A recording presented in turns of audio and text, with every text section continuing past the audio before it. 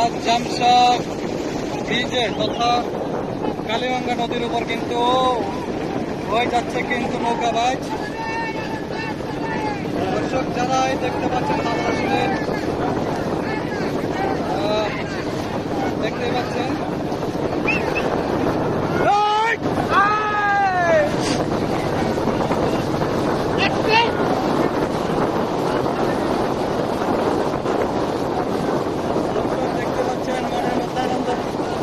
আনন্দ নিয়ে কিন্তু নৌকা টেনে যাচ্ছে।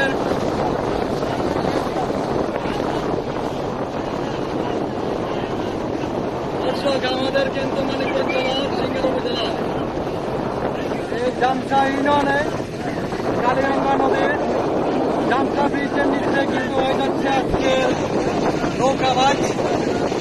আমরা ইতিপূর্বে জানতে পেরেছি এখানে অন্য একটি নৌকা